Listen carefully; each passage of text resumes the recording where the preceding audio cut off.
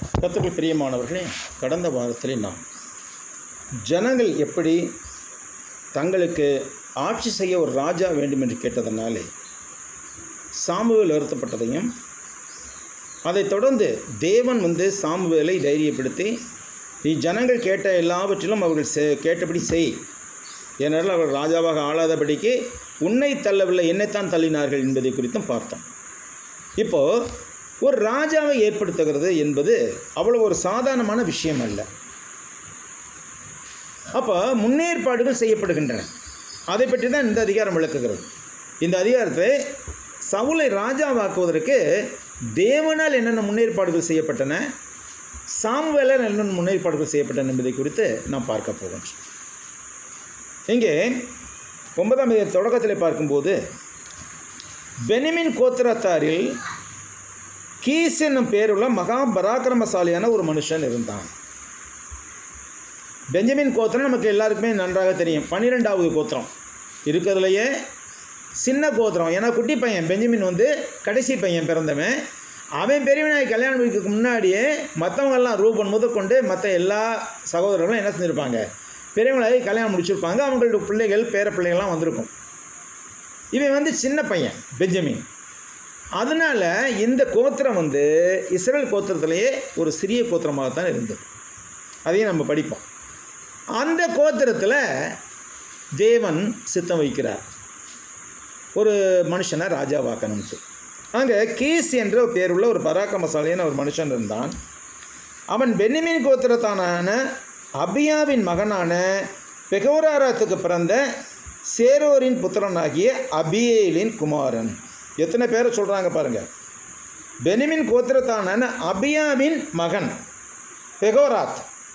அந்த பெகோராத்துக்கு பிறந்த சேரோரின் மகன் அபியா, அவனுடைய மகன் கீஸ். அப்போ 5 தலைமுறையை சொல்லுகிறார். இன்னும் சவுலுக்கு வரல. கீஸுடைய மகன் தான் சவுல். கீஸ் வரைக்கும் அங்கே 5 தலைமுறையில் சொல்லுகிறார். அதாவது பென்யமீன் கோத்திரத்தான அபியாவின் மகன், பென்யமீன் கோத்திரத்தை சேர்ந்த ஒரு நபர், அவரை சொல்லி அதிலிருந்து எத்தனை பேர் வர்றாங்கன்னு சொல்கிறார். சொல்லிவிட்டு அந்த கீஸ் என்பவனுக்கு என்ன யார் இருந்தால் 2ஆம் வசனத்தில் 2ஆம் வசனம், அவனுக்கு சவுல் என்னும் பேருள்ள சௌந்தரியமான வாலிபனாகிய ஒரு குமாரன் இருந்தான். சவுளுடைய உடல் அமைப்பை குறித்து இங்கே சொல்லப்படுகிறது. முதல்ல அவன் சௌந்தரியமானவன். சௌந்தரியம்னா என்னது? அழகு. அவன் ஒரு அழகான வாலிபனாக இருந்தான். இஸ்ரவேல் புத்திரரில் அவனை பார்க்கிலும் சௌந்தரியவான் இல்லை. அவ்வளோ அழகாக இருக்கிறான் அவன். அதோடு கூட அழகு மட்டும் இல்லை, எல்லா ஜனங்களும் அவன் தோளுக்கு கீழே இருக்கத்தக்க உயரம் உள்ளவனாக இருந்தான். போய் ஜனங்கள் நடுவில் நின்னாக்க இவன் தலை மட்டும் தனியாக தெரியும், மற்ற எல்லாம் அவனுடைய தோள்பட்ட உயரத்துக்கு தான் இருக்கிறாங்க. இவன் தலை மட்டும் உயரமாக தெரியும். எப்படி செலக்ட் பண்ணுற பாருங்கள், தேவன் முன்னேற்பாடுகள் எப்படி செய்கிறாரு பாருங்கள். அப்போ ராஜா என்றால் அதுக்கு ஒரு தகுதி வேண்டும் அப்படிங்கிற ஒரு கிரைட்டீரியா வச்சுருந்தார். சவுலின் தகப்பனாகிய கீஸுடைய கழுதைகள் காணா போயிடுச்சு. இது தேவனுடைய ஏற்பாடு. கழுதை காணா போனது.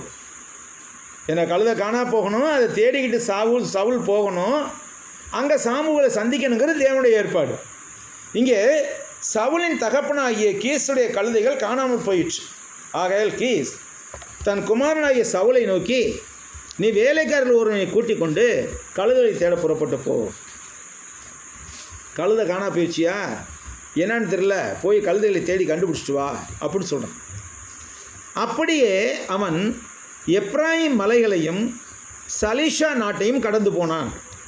இந்த நாடு என்று சொல்வதெல்லாம் ஒரு சிறிய பகுதி தான். இந்த இடத்துல பார்க்கும்போது நாடுன்னா நம்ம இந்திய அளவுக்கு பெரிய நாடுன்னு நினச்சிக்கூடாது. ஒரு சிறிய பகுதி, ஒரு தாலுகான்னு வச்சுக்கோம். ஒரு தாலுகா அளவுக்கு. தேசம் நாடு எல்லாம் ஒரு அர்த்தம் தான். ஆனால் அந்த காலத்தில் நாடு என்பது ஒரு எப்ராயிம் மலை இருக்குது. எப்ராயிம் மலை அடிவாரத்தில் இருக்கிற பகுதி சலிஷா என்று அழைக்கப்பட்டது. அதை தாண்டி போகும்போது இன்னொரு பகுதி, அது ஒரு நாடு என்று அழைக்கப்பட்டது. ஆனால் எல்லாமே எதை சேர்ந்த? இஸ்ரேல் நாட்டை சேர்ந்தது தான். வேறு ஒரு நாட்டுக்கு போகலை அவங்க. அதை நம்ம பார்க்கணும். சலிஷா நாட்டையும் கடந்து போனான். அவன் அவைகளை காணாமல் சாலேம் நாட்டை கடந்தார்கள். அங்கேயும் காணவில்லை. பென்யமீன் நாட்டை உருவ கடந்தும் அவைகளை காணவில்லை. பென்யமீன் கோத்திரத்தாருக்கு ஒதுக்கப்பட்ட பகுதி இருக்கு இல்லையா, அதான் பென்யமீன் நாடு அப்படின்னு சொல்கிறாங்க. அப்போ ரூபன் நாடு, காத் நாடு, ஆசேர் நாடு, ஒவ்வொரு கோத்திரத்துக்கும் ஒதுக்கப்பட்ட பகுதி இருக்கும். இவன் பென்யமீன் ஒதுக்கப்பட்ட அந்த பகுதி பூரா சலிச்சு தேடி போய் பார்த்தோன்னா எங்கேயுமே கழுதையை பார்க்க முடியாது. அப்புறம் அவர்கள் சூப் என்னும் நாட்டிற்கு வந்தபோது சவுல் தன்னோடு இந்த வேலைக்காரனை நோக்கி, என் தகப்பன் கழுதையின் மேலுள்ள கவலையை விட்டு நமக்காக கவலைப்படாதபடி திரும்பி போவோம்பா. கழுதைகளை காணாமல் சொல்லி அனுப்புனேன், என் பிள்ளைகளுக்கு என்ன ஆச்சுன்னு தெரியல, அவன் கவலைப்பட்டுக்கிட்டு இருக்க போகிறான், அதனால் நம்ம கழுதைகளை தேடாதபடிக்கு நம்ம போவோம்பா அப்படின்னு சொல்கிறான். அதற்கு அவன், வேலைக்காரன் மூலமாக தேவன் பேசுகிறார், அதற்கு அவன், இதோ இந்த பட்டணத்தில் தேவனுடைய மனுஷன் ஒருவர் இருக்கிறார். யாரை சொல்கிறான்? சாமுவேலை சொல்கிறான். இந்த பட்டணத்தில் தேவனுடைய மனுஷன் ஒருவர் இருக்கிறார், அவர் பெரியவர், அவர் சொல்லுகிறதெல்லாம் தப்பாமல் நடக்கும். அவர் யாரா? பெரியவர். பெரியவர்னா ஒன்று வயசில் பெரியவர், இன்னொன்று அறிவில் பெரியவர். பெரியவர், அவர் சொல்லுகிறதெல்லாம் தப்பாமல் நடக்கும், அங்கே போவோம். ஒருவேளை அவர் நாம் போக வேண்டிய நம்முடைய வழியை நமக்கு தெரிவிப்பார். தேவனுடைய மனுஷனை பார்க்கும்போது இந்த இடத்துல நமக்கு பெரிய பாடம் இருக்குது, அதை தனியாக பிரித்து பார்க்கணும். தேவனுடைய மனுஷன் ஒருவர் இருக்கிறார், அவர்கிட்ட போனோம்னா அவர் நம்ம போக வேண்டிய வழியை கூறுவார். பிரியமானவர்களே, தேவனுடைய மனிதர்கள் எனப்பட்டவர் யார்? தேவனுடைய வேதத்தை ஆராய்ந்து கொண்டிருந்து தேவனுடைய வசந்தபடி தன்னை நடக்க ஒப்பு கொடுத்தவர்கள் எல்லாருமே தேவனுடைய மனிதர்கள். தேவனுடைய மனிதர்கள் நமக்கு தேவனுடைய வழியை காண்பிக்க முடியும். இங்கே சொல்கிறார் அவர் சொல்லுவதெல்லாம் தப்பாமல் நடக்கும், அங்கே போவோம். ஒருவேளை அவர் நாம் போக வேண்டிய நம்முடைய வழியை நமக்கு தெரிவிப்பார். தேவனுடைய மனுஷன்கிட்ட போகிறதுனாக்க வெறுங்கையை வீசிக்கிட்டு இப்படி போக முடியும்? அதான் அடுத்த பதில். அங்கே சவுல் சொல்கிறார், அப்பொழுது சவுல் தன் வேலைக்காரனை பார்த்து, நான் போனாலும் அந்த மனுஷனுக்கு என்னத்தை கொண்டு போவான்? வெறுங்கையை வீசிக்கிட்டு போக முடியுமா? தேவனுடைய மனுஷன்கிட்ட போகும்போது நம்முடைய கையில் இருந்த தின்பண்டங்கள் செலவழிந்து போயிடுச்சு, தேவனுடைய மனுஷனாகி அவருக்கு கொண்டு போகத்தக்க காணிக்கை நம்மிடத்தில் ஒன்றும் இல்லையே அப்படிங்கிற. யார்? சவுல். தேவனுடைய மனுஷனை பார்க்க போகலாம்யா, சரி, ஆனால் நம்ம கொண்டு வந்த சாப்பாடு பூரா எல்லாம் அப்பம் திராட்சை ரசம் தான் கொண்டு வருவாங்க, அதாவது ஏதாவது இருந்தால் அதையாவது கொண்டு போய் கொடுக்கலாம், எல்லாமே காலி ஆயிடுச்சு, கையிலையும் காசு இல்லை, என்னத்தை கொண்டு போகிறது அப்படிங்கும் போது அந்த வேலைக்காரன் சொல்கிறான். அந்த வேலைக்காரன் பின்னும் சவுலை பார்த்து, இதோ என் கையில் இன்னும் 1/4 சேக்கல் வெள்ளி இருக்கிறது. 1/4 சேக்கல் இடையில வெள்ளி இருக்கிறது. ஒரு சேக்கல் என்பது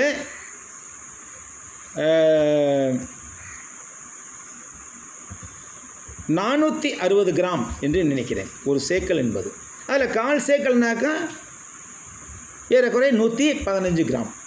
115 கிராம் வெள்ளி என்கிட்ட இருக்குது. தேவனுடைய மனுஷன் நமக்கு நம்முடைய வழியை அறிவிக்கும்படிக்கு அதை அவருக்கு கொடுப்பேன் என்றான். அப்போ முற்காலத்தில் இஸ்ரவேலில் யாதொருவர் தேவனிடத்தில் விசாரிக்க போனால் ஞானதிருஷ்டிக்காரனிடத்தில் போகலாம் வாருங்கள் என்று சொல்வார்கள். இந்நாளில், அதாவது இந்த புத்தகத்தை எழுதின நாளில், தீர்க்கதரிசி எனப்படுகிறவன் இந்த புத்தகத்தை எழுதுறதுக்கு முற்காலத்தில் ஞானதிருஷ்டிக்காரன் எனப்பட்டான். ஞானதிருஷ்டிக்காரன், தீர்க்கதரிசி ரெண்டுமே ஒன்று தான். அப்போ சவுல் தன் வேலைக்காரனை நோக்கி, நல்ல காரியம் சொன்னாய், 1/4 சேக்கல் வெள்ளியாவது இருக்குது, அதையாவது கொண்டு போய் தீர்க்கதரிசிட்ட கொடுப்போம், கொடுத்துட்டு நம்ம அவர்கிட்ட கேட்போம் அப்படின்னு சொல்லிட்டு போவோம் வா என்றான். அப்படியே தேவனுடைய மனுஷன் இருந்த அந்த பட்டணத்துக்கு போனார்கள். யார்? சாமுவேல் இருந்த ஊருக்கு போனார்கள். அவர்கள் பட்டணத்து மேட்டின் வழியாக ஏறுகிற போது தண்ணீர் எடுக்க வந்த பெண்களை கண்டு, ஞானதிருஷ்டிக்காரர் இங்கே இருக்கிறாரா என்று அவர்களை கேட்டார்கள். அதற்கு அவர்கள், இருக்கிறார், இதோ உங்களுக்கு எதிரே இருக்கிறார், தீவிரமாய் போங்கள், இன்றைக்கு ஜனங்கள் மேடையிலே பழிகிறபடியால் இன்றைய தினம் பட்டணத்திற்கு வந்தார். இன்றைய தினம் ஜனங்கள் தேவனுக்கு பலியிட போகிறாங்க, அதனால் பட்டணத்துக்கு வந்தார். தேவன் ஏற்பாடு பண்ணுறது அத்தனையும் நம்ம யோசிக்கணும். கழுதைகள் காணாமல் போனதுனால சவுலும் வேலைக்காரனும் கழுதை தேட புறப்பட்டு வந்தாங்க. கழுதை தேட புறப்பட்டு இருக்கிற சாப்பாட்டை பூரா காலி பண்ணிட்டாங்க, கொண்டு சாப்பாட்டை பூரா காலி பண்ணிட்டாங்க, கழுதையை பார்க்க முடியல. ஆனால் கடைசியாக எங்கே சேர்ந்தாங்க? சாமுவேல் தீர்க்கதரிசி வரப்போகிற ஊருக்கு வந்து சேர்றாங்க. அப்போ அந்த ஊரில் இருக்கிற பெண்களை கேட்டபோது, இன்றைக்கி ஜனங்கள் பலியிட போகிறாங்க, அதனால் ஞானதிருஷ்டிக்காரர் தீர்க்கதரிசி இங்கே வருவார், நீங்கள் போங்க நேராக அப்படிங்கிறார். நீங்கள் பட்டணத்துக்குள் பிரவேசித்த உடனே அவர் மேடையின் மேல் போஜனம் பண்ண போகிறதுக்கு முன்னே அவரை காண்பீர்கள். அவர் வரும் மட்டும் ஜனங்கள் போஜனம் பண்ண மாட்டார்கள். பலியிட்டதை அவர் ஆசீர்வதிப்பார். பின்பு அழைக்கப்பட்டவர்கள் போஜனம் பண்ணுவார்கள். உடனே போங்கள், இந்நேரத்தில் அவரை கண்டுகொள்ளலாம். விளக்கமாக சொல்கிறாங்க அந்த பெண்கள். நீங்கள் போங்க, அங்கே ஜனங்கள் பலியிட போகிறாங்க, விருந்து நடக்கும். அந்த விருந்தில் வந்து அவர் தீர்க்கதரிசி வந்து உட்காராமல் யாரும் என்ன செய்ய மாட்டாங்க, சாப்பிட மாட்டாங்க. நீங்கள் சாப்பிட்றதுக்கு முன்னாடியே அவரை போய் பார்த்துடலாம், நீங்கள் போங்க. அந்த கைடன்ஸ்லாம் வந்து தேவனாலே வழிநடத்தப்பட்ட ஒரு வழிநடத்தலாக இருந்தது. அதை நம்ம யோசித்து பார்க்கணும். நம்ம சாதாரணமாக நம்ம வாழ்க்கையில் நடக்கிறத கூட சர்வசாதாரணமாக எடுத்துகிட்டு போயிடுறோம். ஆனால் அநேக வேளைகளிலே தேவன் நம்மை வழிநடத்துகிறார். அதை நம்ம உணர வேண்டும். அது ரொம்ப முக்கியம். பெந்தகோஸ்காரன்ட்டு அந்த உணர்வு நிறையா இருக்குங்க. கிறிஸ்தவ வேலையே கிடையாது இருந்தது. பெந்தகோஸ்காரன்ட்டு அந்த உணர்வு தேவனை நடத்தினா தேவன் தான் இந்த இது கூட்டு போனார் பிரதர் அப்படின்னு சொல்லுவாங்க அவங்க. அது வந்து அதாவது அவங்க வந்து எக்ஸாஜரே கொஞ்சம் மிகைப்படுத்தி சொல்கிறதா இருந்தாலும் கூட அது உண்மையாகவே நமக்கு இருக்க வேண்டிய உணர்வாக இருக்கிறது. தேவன் அல்லாமல் என்ன செய்ய முடியாது, நம்ம ஒன்றுமே செய்ய முடியாது. என்னை அல்லாமல் உங்களால் ஒன்று செய்யக்கூடாது என்று சொல்லியிருக்கிறார் ஆண்டவர். அப்போ அவர்கள் பட்டணத்துக்கு போய் பட்டணமே சேர்ந்த போது இதோ சாமுவேல் மேடையின் மேல் ஏறி போகிறதற்காக அவர்களுக்கு எதிரே புறப்பட்டு வந்தான். சாமுவேல் வர்றார், எதிரே வர்றார் தீர்க்கதரிசி ஞானதிருஷ்டிக்காரர். இந்த சாமுவேலுக்கு தேவன் என்ன ஏற்பாடு செய்திருந்தார், ராஜாவாகணும் அப்படிங்கிறதுக்காக சாமுவேல் என்னென்ன செய்யணுங்கிறத சொல்கிறார் பாருங்க. சவுல் வர ஒரு நாளைக்கு முன்பே 14ஆம் வசனம் 15ஆம் வசனம், சவுல் வர ஒரு நாளைக்கு முன்பே கர்த்தர் சாமுவேலின் காது கேட்க, நாளை இந்நேரத்திற்கு பென்யமீன் நாட்டாயனாகிய ஒரு மனுஷனை உம்மிடத்தில் அனுப்புவேன். அவனை என் ஜனமாகிய இஸ்ரவேலின் மேல் அதிபதியாக அபிஷேகம் பண்ண கடவாய். அவன் என் ஜனத்தை பெலிஸ்தரின் கைக்கு நீங்களாக்கி ரட்சிப்பான். என் ஜனத்தின் முறையிடுதல் என்னிடத்தில் வந்து எட்டினபடியால் நான் அவர்களை கடாட்சித்தேன் என்று வெளிப்படுத்தியிருந்தார். ஏற்கனவே சொல்லியிருக்கிறார். முதல் நாளே சொல்லிட்டார் சாமுவேல்கிட்ட, நாளை இந்நேரம் பென்யமீன் நாட்டை சேர்ந்த ஒரு மனுஷன் உங்ககிட்ட வருவான், அவனைத்தான் நீ ராஜாவாக்கணும். அவன் வந்து பெலிஸ்தருடைய கைக்கு ஜனங்களை நீங்களாக்கி ரட்சிப்பான். அப்போ இது அத்தனை யாரால் நடக்கிறது, தேவனாலே நடக்கிறது. அப்போ சாமுவேல் வந்து சவுலை கண்டபோது கர்த்தர் அவனிடத்தில், யார்கிட்ட, சாமுவேல் இடத்துல, சாமுவேல் சவுலை கண்டபோது கர்த்தர் அவனிடத்தில் சாமுவேல் இடத்தில் என்ன சொல்றாரு, இதோ நான் உனக்கு சொல்லியிருந்த மனுஷன் இவனே, இவன் தான் என் ஜனத்தை ஆளுவான் என்றார். எப்படி இடைப்படுறாரு பாருங்க கர்த்தர். சவுல் நடுவாசலில் சாமுவேலிடத்தில் வந்து ஞானதிருஷ்டிக்காரன் வீடு எங்கே சொல்லும் என்றான். யார்கிட்ட வந்து கேட்குறான், ஞானதிருஷ்டிக்காரன் தான் கேட்குறான். ஞானதிருஷ்டிக்காரன் தான் சாமுவேல். சாமுவேல்கிட்டே வந்து ஞானதிருஷ்டிக்காரர் வீடு எங்கே இருக்குது அப்படின்னு கேட்குறான். அப்போ சாமுவேல் சவுலுக்கு பிரதியுத்தரமாக, ஞானதிருஷ்டிக்காரன் நான் தான், நீ எனக்கு முன்னே மேடையில் ஏறிப்போ, நீ எனக்கு முன்னே மேடையின் மேல் ஏறிப்போ. நீங்கள் யார், சவுலோட கூட வந்து வேலைக்காரணும். நீங்கள் இன்றைக்கு என்னோட போஜனம் பண்ண வேண்டும். நாளை காலமே நான் உன் இருதயத்தில் உள்ளது எல்லாவற்றையும் உனக்கு அறிவித்து உன்னை அனுப்பிவிடுவேன். இன்னைக்கு என் கூட சாப்பிடணும், நீங்கள் நைட்டு இங்கேயே தங்கிடுங்க. நாளை காலையில் வந்து உன்னுடைய இருதயத்தில் உள்ளது எல்லாத்தையும் நான் வெளிப்படுத்தி உன்னை அனுப்பிடுவேன் அப்படிங்கிற. 3 நாளைக்கு முன்னே காணாமல் போன கழுதைகள் பற்றி கவலைப்பட வேண்டாம். யார் சொன்னா, யாராவது சொன்னாங்களா சாமுவேலுக்கு கழுதை காணா போச்சுன்னு சொன்னான்? சவுல் அதை சொல்லவே இல்லை. ஆனால் தேவன் சொல்லியிருக்கிறார், கழுதைகளை தேடிட்டு ஒரு மனுஷன் வருவேன் அப்படின்ட்டு.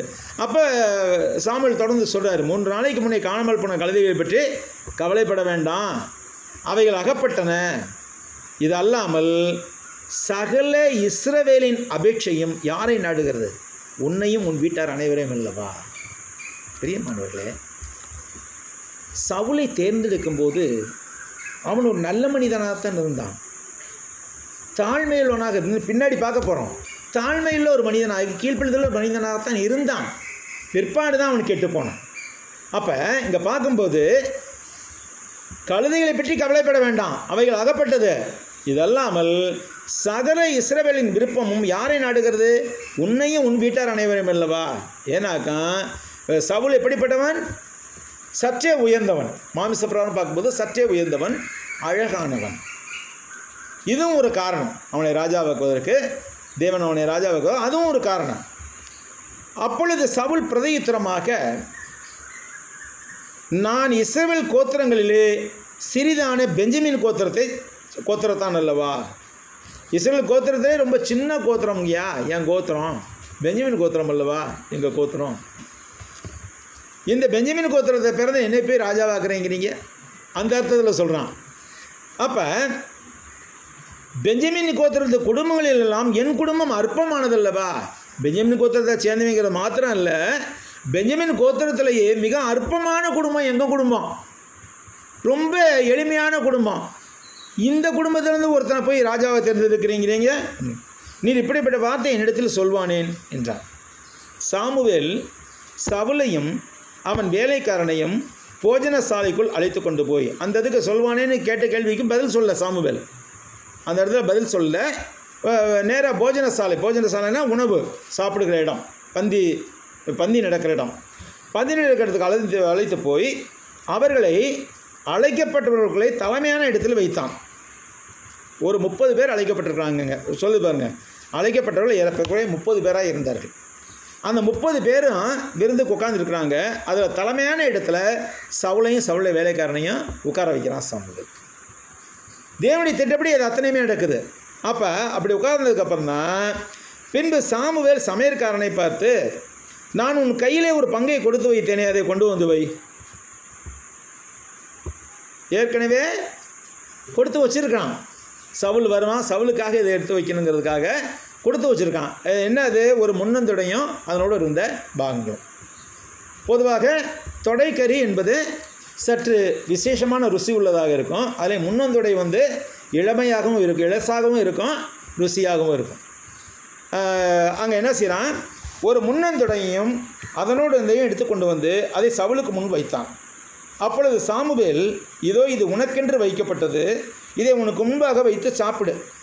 நான் ஜனங்களை விருந்துக்கு அழைத்தது முதல் இதுவரைக்கும் இது உனக்காக வைக்கப்பட்டிருந்தது. எப்போ நான் ஜனங்களை விருந்துக்கு அழைத்தனோ அப்போவே இதை எடுத்து ஸ்பெஷலாக உனக்குன்னு வச்சுட்டேன். மாட்டை வெட்டி, கன்றுக்குட்டியை வெட்டி கூறு போட்டதுப்பவே ஒரு முன்னந்தொடையை எடுத்து என்ன செஞ்ச சாமுவேல், முன்னந்தொடையும் அதோடு இருந்த கொழுப்பு மற்ற எல்லாவற்றையும் எடுத்து தனியாக சமயக்காரன்ட்டு கொடுத்து, இதை வையி நான் கேட்குறப்ப கொடு அப்படின்னு சொல்லி கொடுத்துருக்குறாரு. இப்போ விருந்துகளில் பார்க்கும்போது என்ன செய்வாங்க, பெரியவர்களுக்கு என்ன செய்வாங்க, சில காரியங்களை எடுத்து ஒதுக்கி வைப்பாங்க.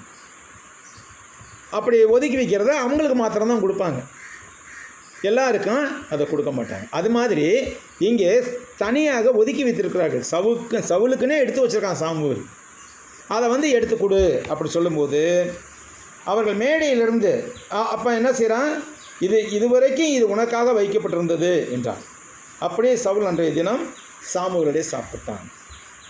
பிரியமானவர்களே, இங்கே முன்னந்தொடை என்று சொல்லுகிறார்கள். நம்மை தேவன் முன்குறித்திருக்கிறார்.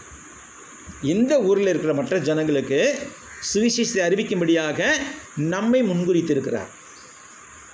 அந்த முன்குறித்தலினாலே தான் நம்மை அவர் அழைத்திருக்கிறார். நாம் அழைக்கப்பட்ட அழைப்பு விசேஷித்த அழைப்பு.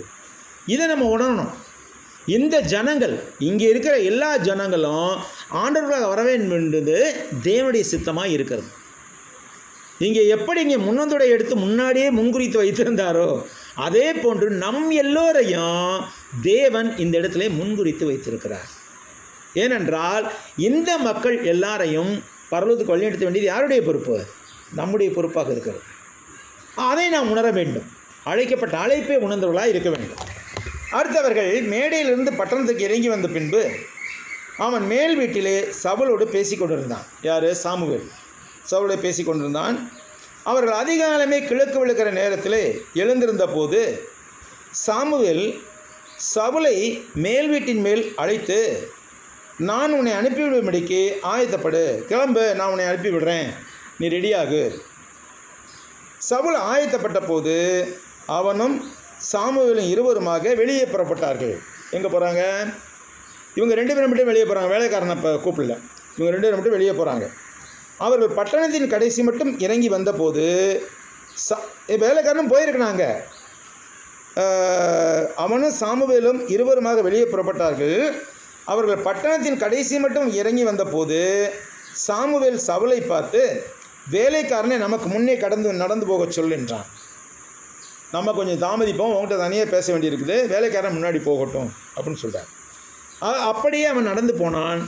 அப்பொழுது, நான் தேவனுடைய வார்த்தையை உனக்கு தெரிவிக்கும்படிக்கு நீ சற்றே தரித்து நில், நான் உனக்கு தேவனுடைய வார்த்தையை சொல்கிறேன், கொஞ்சம் நில்லு. அவன் வேலைக்காரையும் போய்கிட்டு இருக்கட்டும். அப்பொழுது சாமுவேல் என்ன செய்யறான்? 10ஆம் அதிகாரம். தைல குப்பையை எடுத்து அவன் தலையின் மேல் வார்த்து அவனை முத்தம் செய்து, கர்த்தர் உன்னை தம்முடைய சுதந்திரத்தின் மேல் தலைவனாக அபிஷேகம் பண்ணினார் அல்லவா. முதல் ராஜா இப்படித்தான் அபிஷேகம் பண்ணிட்டு. அங்கே யார் இல்லை? யாருமே இல்லை. சவுலும் சாமுவேல் 2 பேரும் தான் இருக்கிறாங்க. தேவன் அங்கே இருக்கிறார், வேறு யாருமே இல்லை. வேலைக்காரனே என்ன செஞ்சாங்க? முன்னே நடந்து போக சொல்லிட்டாங்க. அப்படி ஒரு ரகசியமான அபிஷேகமாக இருந்தது. அது என்ன செய்கிறாரு? கர்த்தர் உன்னை தம்முடைய சுதந்திரத்தின் மேல் தலைவனாக அபிஷேகம் பண்ணினார் அல்லவா. கர்த்தருடைய சுதந்திரம் யார்? இஸ்ரவேல் ஜனங்கள் இல்லையா? கர்த்தருடைய சுதந்திரங்கிறது யார்? இஸ்ரவேல் ஜனங்கள். அந்த இஸ்ரவேல் ஜனங்களை ஆளுவதற்கு யாரை அபிஷேகம் பண்ணி வைத்தார்? சவுலை அபிஷேகம் பண்ணி வைத்தார். அப்போ நீ இன்றைக்கு என்னை விட்டு போகிற போது பென்யமீன் நிலையாகிய செல்சாக் என்ற இடத்துல ராகேலின் கல்லறை எண்டையில் 2 மனுஷரை காண்பாய். இவர் தீர்க்கதரிசனம் சொல்கிறார். இப்போ நடக்க போகிறதெல்லாம் சொல்கிறார் இவர் சவுல் கிளம்பி போகும்போது என்ன நடக்குங்கிறத சொல்கிறார். அந்த ராகேலின் கல்லறை எண்டையில் 2 மனுஷரை காண்பாய். அவர்கள் உன்னை பார்த்து, நீ தேட போன கழுதைகள் அகப்பட்டது, இதோ உன் தகப்பன் கழுதைகள் மேல் இருந்த கவலையை விட்டுவிட்டு உங்களுக்காக விசாரப்பட்டு என் மகனுக்காக என்ன செய்வேன் என்கிறான் என்று சொல்லுவார்கள். ராகேலுடைய கல்லறைக்கு பக்கத்தில் போகும்போது 2 மனுஷரை பார்ப்பேன். அந்த 2 பேர் சொன்னால் சொல்லுவாங்க, அவனுக்கு கழுதைகள் காணாமல் போனதை பற்றி கவலை போயிடுச்சு, அவருக்கு இப்போ உங்களை பற்றியே கவலை உண்டாயிருச்சு அப்படின்னு 2 பேரும் சொல்லுவாங்க உங்கள்கிட்ட. நீ அவிடத்தை விட்டு அப்புறம் நடந்து போய் தாபோரில் சமபூமியில் போய் சேரும்போது, தாபோர் மலை என்பதுதான் பிற்பாடு கர்த்தராகிய இயேசு கிறிஸ்து மறுரூபமான மலை. அந்த தாபோரின் சமபூமியிலே சேரும்போது தேவனை பணியும்படிக்கு பெத்தேலுக்கு போகிற 3 மனுஷர் அங்கே உன்னை கண்டு சந்திப்பார்கள். முதல்ல 2 பேர்த்த சந்திப்பேன். அந்த 2 பேர் என்ன சொல்லுவாங்க? உங்கள் அப்பா தகவலை சொல்லுவாங்க. உங்கள் அப்பா கழுதை மேலே கவலை விட்டாருப்பா, இப்போ உங்கள் மேலே கவலைப்பட்டிருக்கா, சீக்கிரமாக வீட்டுக்கு போங்கன்னு சொல்லுவாருங்க. அடுத்து 3 பேர் வரும்போது 3 பேர் அவளை சந்திப்பார்கள். ஒருவன் 3 ஆட்டுக்குட்டிகளையும், இன்னொருவன் 3 அப்பங்களையும், வேறொருவன் திராட்சரசமுள்ள ஒரு துருத்தியையும் கொண்டு வந்து உன்னுடைய சுகசெய்தியை விசாரித்து உனக்கு 2 அப்பங்களை கொடுப்பார், அவைகளை நீ அவர்கள் கையிலே வாங்க வேண்டும்.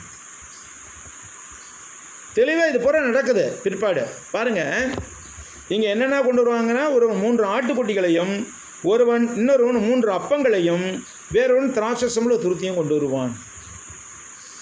இது அத்தனை ராஜாக்களுக்கு கொடுக்கப்படுகிற பரிசாக இருக்குது. எளிமையான பரிசு தான். தொடக்க காலம் இல்லையா? தொடக்க காலங்கிறப்ப எளிமையான பரிசுகளாக கொண்டு வரும். அதில் 2 அப்பம் தான் கொடுப்பாரு. ஒரே ஒருத்தர் என்ன செய்வார்? அந்த அப்பங்களை கொண்டு வந்து 2 அப்பங்களை உங்களுக்கு உன்கிட்ட கொடுப்பாரு, அதை நீ வாங்கிக்கணும் அப்படிங்களாம். பின்பு அதுக்கு பிறகு நடந்து போகும்போது பெலிஸ்தரின் தானியம் இருக்கிற தேவனுடைய மலைக்கு போவாய். தேவனுடைய மலை என்பது அங்கே சொல்லப்படுகிறது. தேவனுடைய மலையில் பெலிஸ்தர் பாளையம் போட்டிருக்காங்க. பெலிஸ்தர் கேம்ப் அடிச்சு வச்சுருக்காங்க. எக்கச்சக்கமான பெலிஸ்தர்கள் குடியிருக்காங்க. பெலிஸ்தர்கள் அந்த காலத்தில் இஸ்ரவேல் ஜனங்களை மிகவும் அடக்கி ஆண்டு கொண்டிருந்தவர்கள். நம்ம நியாயாதிபதி காலத்தில் படித்தோன்னா தெரியாது. ஏன்னா இஸ்ரவேலர்கள் ஒரு கத்தியோ, ஈட்டியோ, இரும்பு ஆயுதமோ, அரிவாளோ, மம்மெட்டியோ எதுவுமே செய்யக்கூடாது. செஞ்சால் கொண்டு போட்டுருவாங்க. அதெல்லாம் அவசியமான ஒரு ஆயுதங்கள் இல்லையா? விவசாய தொழிலுக்காக இருக்கட்டும், அது அந்த மாதிரி 1000 ரூபாய் செலவு போய் எங்கள்கிட்ட தான் நீ வாங்கிக்கணும் வேணும்னா, நீ செய்யக்கூடாது, தொலைச்சி கொட்டிடுவேன். அந்த அளவுக்கு அடக்கி வச்சுருந்தாங்க பெலிஸ்தர்கள் யாரை? இஸ்ரவேல் மக்களை. அப்படிப்பட்ட ஒரு காலகட்டத்தில் நடக்கிற காரியம் இது. நீ அவர்களை கையில் வாங்க வேண்டாம். பெலிஸ்தரை தானம் இருக்கும் தேவனுடைய மலைக்கு போவாய், அங்கே நீ பட்டணத்துக்குள் பிரவேசிக்கையில் மூணாவது அடையாளம், மேடையிலிருந்து இறங்கி வருகிற தீர்க்கதரிசியின் கூட்டத்துக்கு எதிர்ப்படுவாய். அவர்களுக்கு முன்பாக தம்புரும் மேளமும் நாதசுரமும் சுரமண்டலமும் போகும். அவர்கள் தீர்க்கதரிசனம் சொல்லுவார்கள். யார்? தீர்க்கதரிசிகள் கூட்டம் ஒன்று வரும். அவங்களுக்கு முன்னாடி இசைக்கருவிகளை வாசிட்டு போவாங்க சில பேர். அந்த இடத்துல அவங்க தீர்க்கதரிசனம் சொல்லுவாங்க. அப்பொழுது கர்த்தருடைய ஆவி உண்மையில் இறங்குவார். கர்த்தருடைய ஆவி இறங்கும்போது நீயும் அவர்களோட கூட தீர்க்கதரிசனம் சொல்லி வேறு மனுஷன் ஆவாய். வேறு மனுஷன் ஆவாய்னா என்னது? ஆவியிலே பலப்படுதலை குறிக்கிறது. வேறு மனுஷன் ஆவாய், உள்ளத்தில் புதிதான ஆவியுள்ளவர்களாய் வேறே மனுஷனாகும். அப்போ வேறு மனுஷனாவாய். இந்த அடையாளங்கள் உனக்கு நேரிடும் போது சமயத்துக்கு ஏற்றபடி நீ செய். அந்த சமயத்தில் என்ன செய்யணுமோ, உன் மனசில் என்ன தோணுதோ அதை செய். தேவன் உனக்கு காரியத்தை வாய்க்க பண்ணுவார். எல்லாத்தையுமே சொல்லிக்கிற மாதிரி தீர்க்கதரிசி ஒரு சில அடையாளங்களை குறிப்புகளை சொல்லுவார். அதுக்கப்புறம் இவங்க சமயோசித புத்தியோடு செயல்பட வேண்டும். ஏன்னா அது ஒரு வகையில் டெஸ்ட்டு. யாருக்கு? சவுலுக்கு. ராஜாவாக போகிறான் இல்லையா? இப்போ அபிஷேகம் பண்ணாவே ராஜாவாயிட்டான். அப்போ ராஜாவாயிட்டாக்க இஸ்ரவேல் ஜனங்களை ஆளுவதற்கு சமயோசித புத்தி வேணும் இல்லையா? அப்போ சமயத்துக்கு தந்தால் இப்படி செய்கிறதுக்கு அவனுக்கே சான்ஸை கொடுத்துட்டார். நீ இன்னென்னதை செய்ய, அவன் உனக்கு கொடுப்பான், நீ இது என்னதை செய்யணும்னு சொல்ல. அவன் உனக்கு கொடுப்பான், அவன் தீர்க்கதரிசனம் சொல்லுவான், நீ தீர்க்கதரிசனம் சொல்ல ஆரம்பிப்பான். ஆனால் சமயத்துக்கு ஏற்றாப்படி நீ நடந்துக்கோ அப்படிங்கிறார். இந்த அடையாளங்கள் நேரிடும் போது சமயத்துக்கு ஏற்றபடி நீ செய், தேவன் உன்னோட கூட இருக்கிறார். நீ எனக்கு முன்னே கில்காலுக்கு இறங்கிப்போ, சர்வாங்க தகன பலிகளையும் சமாதான பலிகளையும் செலுத்தும்படிக்கு நான் உன்னிடத்தில் வருவேன். நான் உன்னிடத்தில் வந்து நீ செய்ய வேண்டியது உனக்கு அறிவிக்க மட்டும் 7 நாள் காத்திரு. கில்காலில் போய் என்ன செய்யணும்? 7 நாள் நீ காத்திருக்கணும். நான் வருவேன், நான் வந்து நீ என்ன செய்யணுங்கிறத அப்புறம் நான் அறிவிப்பேன். அவன் சாமுவேலை விட்டு போகும்படி திரும்பின போது தேவன் அவருக்கு வேறே இருதயத்தை கொடுத்தார். யாருக்கு? சவுலுக்கு புதிதாக்கப்பட்ட இருதயத்தை கொடுத்தார். அந்த அடையாளங்கள்லாம் அன்றைய தினமே நேரிட்டது. அவர்கள் அந்த மலைக்கு வந்தபோது இதோ தீர்க்கதரிசியின் கூட்டம் அவனுக்கு எதிராக வந்தது. அப்பொழுது தேவனுடைய ஆவி அவன் மேல் இறங்கி நின்றால் அவனும் அவர்களுக்குள்ளே தீர்க்கதரிசனம் சொன்னான். இது வரைக்கும் சவுல் ஒரு சாதாரண மனிதனாக தான் இருந்தான் இல்லையா? தேவனுடைய ஆவி அவனில் இறங்கின போது அவனுக்கு தீர்க்கதரிசனம் வரைக்கும் கிடைத்தது. அவனும் தீர்க்கதரிசனம் சொல்ல ஆரம்பித்தான். மற்ற தீர்க்கதரிசியில் சேர்ந்து அவனும் தீர்க்கதரிசனம் சொல்ல ஆரம்பிச்சிட்டான். அதற்கு முன்னே அவனை அறிந்தவர்கள் எல்லோரும் அவன் தீர்க்கதரிசிகளோடு இருந்து தீர்க்கதரிசனம் சொல்லுகிறதை கண்டபோது கீசின் குமாரனுக்கு வந்தது என்னாச்சுடா அவனுக்கு திடீர்னு உளர ஆரம்பிச்சிட்டான் அப்படிங்கிற மாதிரி. சவுலும் தீர்க்கதரிசி வருவனா என்று அந்த ஜனங்கள் ஒருவர் சொல்லிக் கொண்டார்கள். யாருக்கு? அங்கே இருக்கிறவர்களுக்கு ஒருவன் இவர்களுக்கு தகப்பன் யார் என்றான். ஆதலால் சவுலும் தீர்க்கதரிசி ஒருவனோ என்று பழமொழியே உண்டாயிட்டான் பிற்காலத்தில். சவுலும் தீர்க்கதரிசி ஒருவனோ, ஏன்னாக்கா தீர்க்கதரிசனம் உரைக்கிறதுங்கிறது தீர்க்கதரிசிகளுக்கே கொடுக்கப்பட்ட ஒரு வரம். இவன் தீர்க்கதரிசி இல்லை, கழுதையை காணா போன கழுதையை தேடிட்டு போனவன்.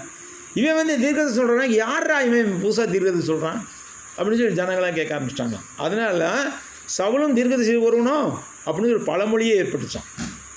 அவன் தீர்க்கதரிசி சொல்லி முடிந்த பின்பு மேடையின் மேல் வந்தான்.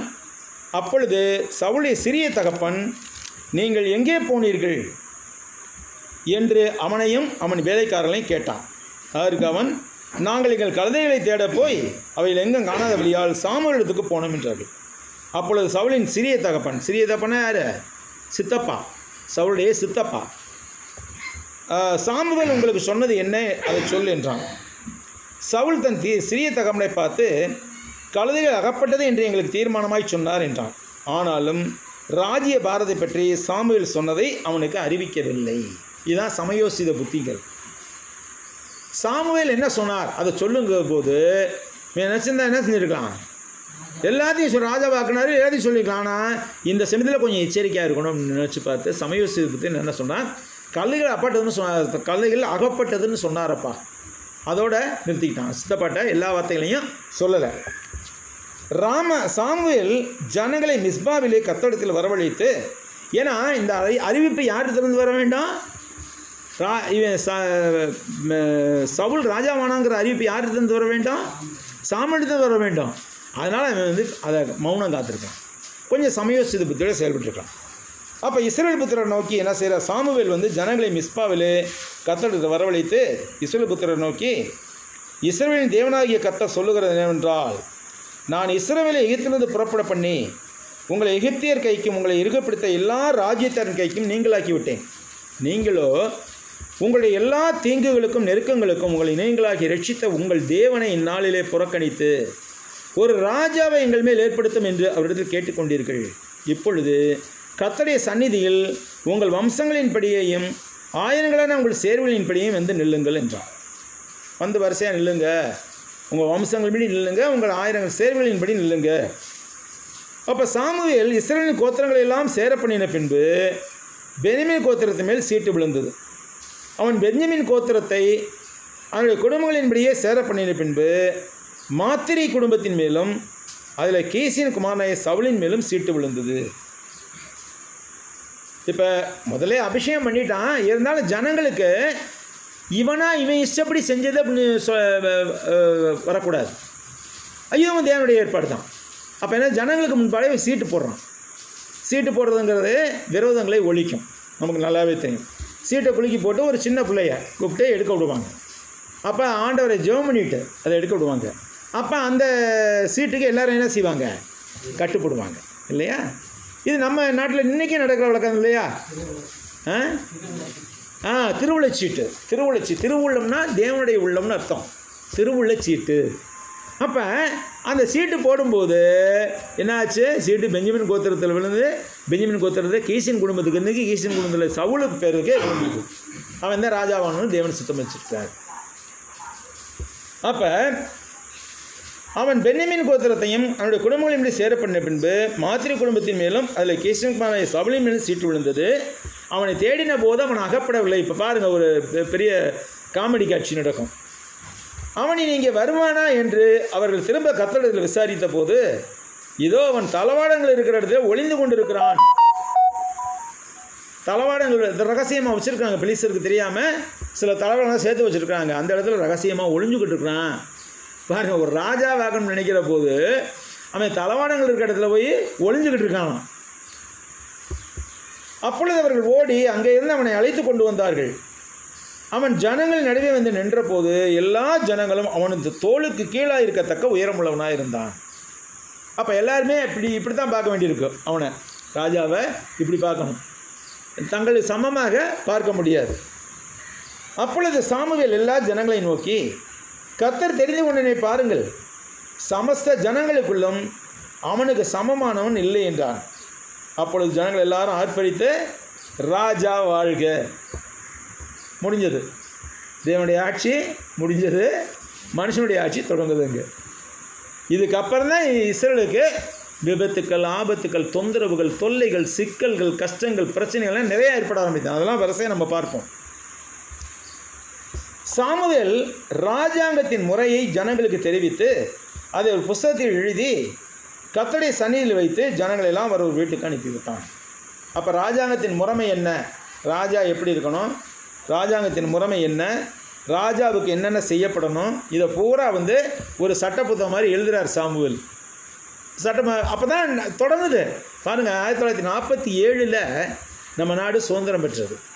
ஆனால் 1950 வரைக்கும், 50 ஜனவரி 26 வரைக்கும் மறுபடியும் அந்த பிரிட்டிஷாருடைய ஆதிக்கம் கொஞ்சம் கொஞ்சம் இருந்துக்கிட்டு தான் இருந்துச்சு.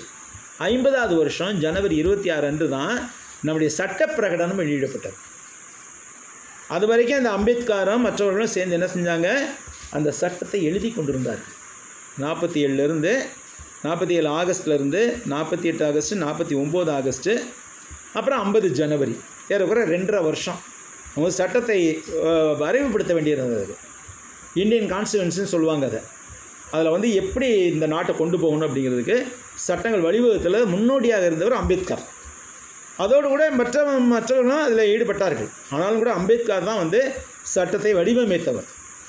அப்படி சட்டத்தை வடிவமைத்த பிற்பாடு தான் அந்த 50வது வருடம் ஜனவரி 26 தான் குடியரசானது என்று சொல்லுவோம். அது மாதிரி இங்கே வந்து ராஜாவை ஏற்படுத்திட்டாரு. ஆனால் ராஜா எப்படி நடந்துக்கணும், ராஜா கிட்ட ஜனங்கள் எப்படி நடந்துக்கணும், ராஜாவுக்கு ஜனங்கள் என்ன செய்யணும், ராஜா ஜனங்களுக்கு என்ன செய்யணும், இதை பூரா ஒரு சட்டமாக புஸ்தகமாக எழுதுறாரு. ஏன்னா என்ன யாருக்குமே தெரியாது. மற்ற இடங்களில் ராஜா இருக்கிற மாதிரி எங்களுக்கு ஒரு ராஜா வேணும்னு கேட்டாங்க. ஆனால் ராஜாவுக்கு இவன் என்ன செய்யணும் அப்படின்னு இவனுக்கும் தெரியாது, ராஜா மக்களுக்கு என்ன செய்யணும் ராஜாவுக்கும் தெரியாது. அப்போ அதை போகிற சட்டப்புத்தமாக எழுதி கொண்டு வந்தார். ஏற்கனவே அம்பேத்கர் மாதிரி வேலையை அன்றைக்கி பார்த்தார் சாமுவேல். இப்போ எழுதி என்ன செஞ்சார், சாமுவேல் ராஜாவின் முறையை ஜனங்களுக்கு தெரிவித்து அதை ஒரு புஸ்தகத்தில் எழுதி கர்த்தருடைய சந்நிதியிலே வைத்து ஜனங்களெல்லாம் அவர் வீட்டுக்கு அனுப்பிவிட்டான். சவுலும் கிபியாவில் இருக்க தன் வீட்டுக்கு போனான். இராணுவத்தில் தேவன் எவர்கள் மனதை ஏவினாரோ அவர்களும் அவனோட கூட போனார்கள். ஆனாலும் பேலியாளின் மக்கள் சிலர் என்ன செய்கிறாங்க, அங்கேயும் இருக்கிறாங்க,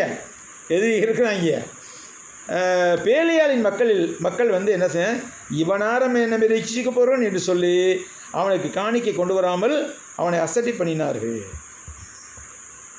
தொடக்கத்தில் இருந்த ராஜாவுக்கு என்ன செய்கிறாங்க சில பேர், இவனா போய் நம்மளை ரசிப்பான், ஏன்னாங்க அவனுக்கு உள்ளூரில் இருக்கிறவன் எதிர்கட்சிக்காரன் என்ன செய்கிறான், இவனா நம்ம பெலிஸ்தர்கள் இருந்து ரசிக்க போகிறான் அப்படின்னு காணிக்கை கொண்டு வரல அவங்க. ஆனால் சவுல் என்ன செஞ்சான், அதை கேளாத மாதிரி இருந்துட்டான். நான் உன் வேலைக்காரர்கள் சொல்லுகிற எல்லாத்தையும் நீ கேள்விப்படாத, காதில் போட்டுக்காத, காதில் வாங்காத, காதில் வாங்கி இருதயத்தில் போட்டுக்காத. அப்படி இப்போ கேட்டினாக்க உன்னுடைய வேலைக்காரன் திட்டுறதை நீ கேட்க வேண்டியதாக இருக்கும். வெந்நீதிமொழியில் அந்த வசனம் இருக்குது. அப்போ எல்லாரும் சொல்கிறத கேட்டாலும் அந்த எதிர்ப்பான விஷயங்களை சொல்லும்போது கேட்டாலும் கேட்காத மாதிரி போயிடும். இது வந்து பாசிட்டிவ் தாட்ஸ், நம்ம இருதயத்தில் உள்ள பாசிட்டிவ் தாட்ஸை குறிக்கிறது. ஆக பேலியாளின் மக்கள் இவனா நம்ம ரட்சிக்க போகிறவன் என்று சொல்லி அவனுக்கு காணிக்கை கொண்டு வராமல் அவனை அசட்டை பண்ணினார்கள். அவனோ காது கேளாதவன் போல் இருந்தான். பிரியமானவர்களே, இப்பாடியாக ஒரு ராஜாவை ஏற்படுத்தினார்கள். இந்த ராஜா எப்படி ஆண்டான், சற்று காலத்திலேயே அந்த ராஜாவுக்கு எப்படி ஒரு மனநிலை மாறி போனது, கீழ்ப்படியாமல் எப்படி வந்தது, அதனால் விளைந்த விளைவு என்ன என்பதை பற்றியெல்லாம் நம்ம வரக்கூடிய நாட்களிலே பார்ப்போம். கர்த்தர் தாமே நம்மை ஆசீர்வதிப்பாராக. தொடர்ந்து கர்த்தருடைய பந்தி நடத்தும்படி சார் அமல்ராஜை கேட்டுக்கொள்கிறேன்.